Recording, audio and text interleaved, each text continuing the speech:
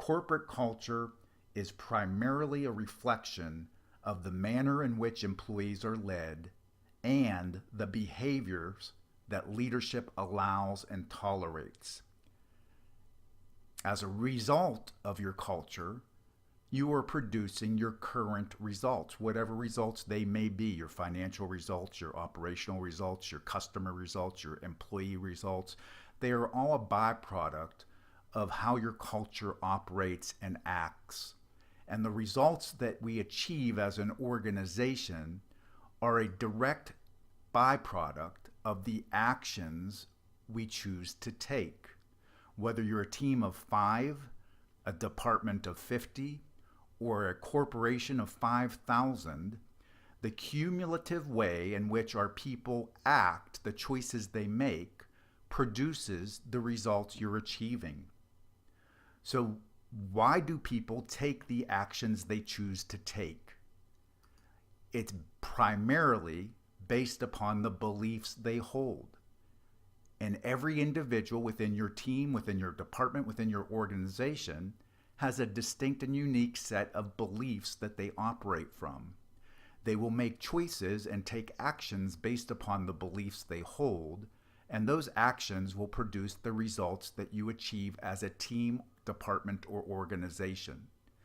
The beliefs and the actions, in other words, what people think and how they act, is producing your current results.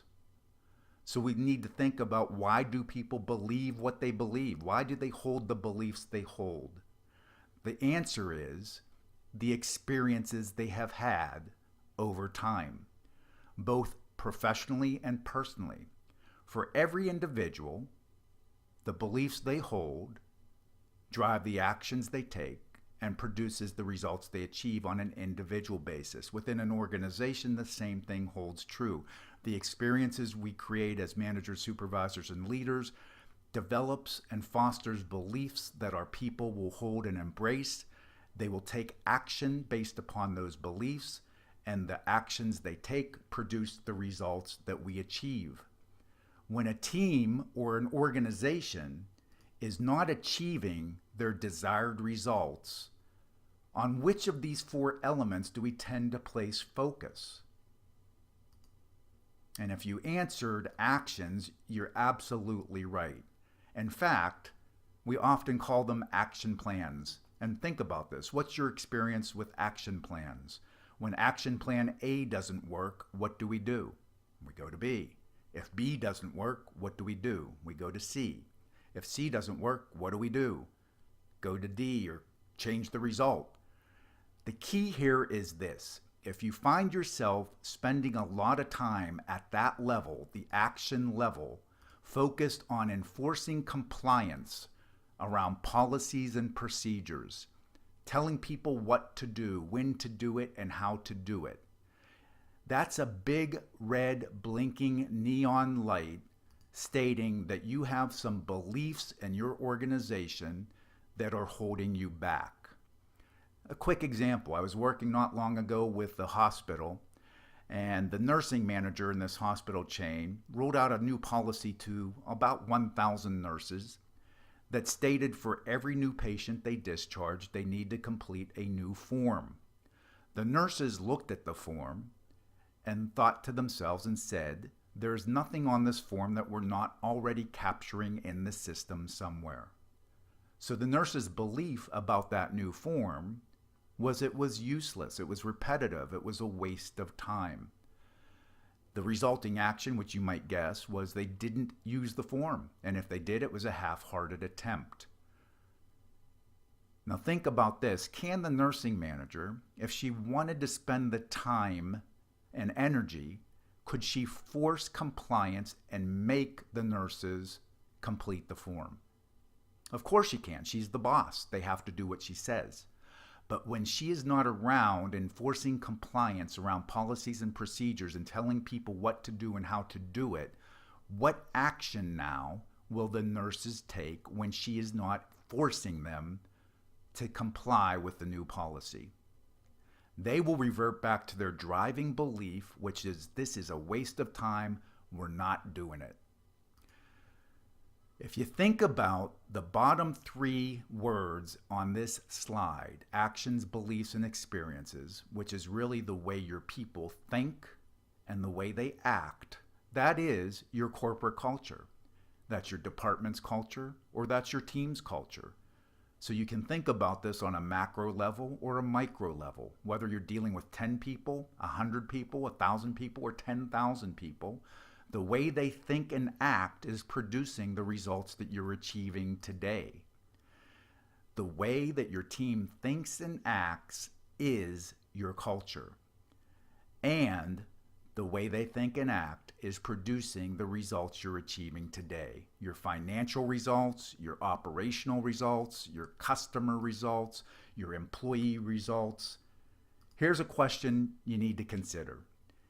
Can we expect to achieve better results in the future if we continue to think and act the way we always have? What's the definition of insanity? Doing the same thing over and over and expecting a different result. If we're only focused, and by the way, if you find that you're focused only at the action layer up there, enforcing compliance around policies and procedures, telling people what to do, when to do it, and how to do it, you'll find that it's energy draining, it's time consuming, and you'll end up spinning your wheels, because when you're not enforcing compliance around policies and procedures, individuals will always revert back to their driving beliefs, and that's what they'll take action on. That's why change is so hard, because we need to get to the head and to the heart. If we're only focused up at the top on actions, the hands, the feet, the stuff people are doing, we're neglecting the fact that people think, and why do they think what they think. If you take only one key learning away from our time together today, please internalize this. Every action you take, no matter who you are listening to this, no matter who you are, every action you take is an experience for everybody watching you. And it is either reinforcing the beliefs they already hold about you, or generating new beliefs they will hold about you. And you need to consider, are the beliefs that you're fostering in others, the beliefs they hold, are those beliefs going to help propel you to your desired results? Or are the beliefs you're instilling within others going to potentially hold you back and slow you down? Whether it's your results you want to achieve in your personal life, or if you're leading a team of 10, a team of 100, or a team of 10,000, what are the beliefs you're developing and those that are watching you? The other thing you need to be aware of is that every belief that exists about you, your team, or your organization did not just pop up out of the ether. It is a result of primarily three things. Number one, they either had a direct interaction with you, so you took an action, or there was an experience where you had a direct interaction. That direct interaction, that experience created a belief, and folks will then take action based upon that belief and produce a corresponding result. The second way is that somebody may have observed you from a distance and observed an experience that you created that formed a belief that they'll hold, and they'll take action on that. And a third one, which is a big part of culture, by the way, are the stories that are being told within our organizations. Stories are simply third-party experiences that develop beliefs that people take action from and produce the results accordingly. A lot of what forms a culture are the stories that are being told within that particular culture. As leaders, managers, and supervisors, we need to make sure that we're telling the appropriate stories and creating the appropriate experiences that develop the beliefs that we want our people to hold in order to take the appropriate action and behave in a manner that produces the results we want. It's a rather simple concept, but sometimes we're not cognizant and fully aware of the experiences we're creating for those around us, our peers, those who report to us, our customers, our partners, our friends, our family. When you're fully aware of the experiences you're creating for those around you, you begin to make sure that you're developing the appropriate beliefs that drive the actions that will move you toward the results you want to achieve personally and professionally. We're talking today about business results. So it's what are the experience we're creating within our organizations, within our teams, within our departments, and what beliefs are those fostering, because we now know that people take action based upon their beliefs, and those actions are producing our results. So if you're not achieving the results you hope to achieve today, we need to begin to create appropriate experiences to shift the way people think and act.